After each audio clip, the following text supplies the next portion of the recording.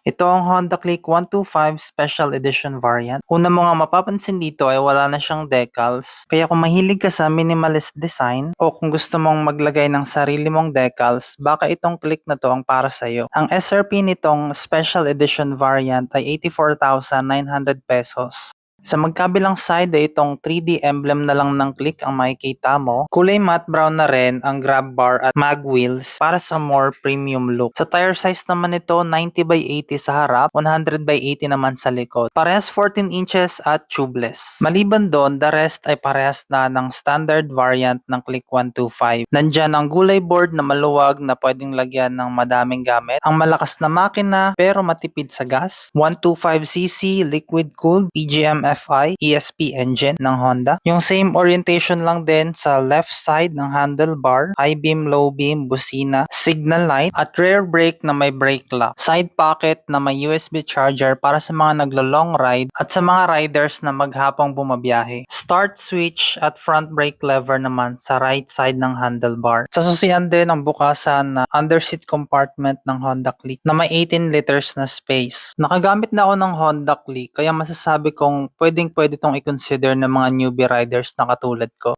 Kung bago ka pa lang sa page or sa channel ko, baka naman pwedeng magpa-subscribe at follow sa'yo. Maraming salamat!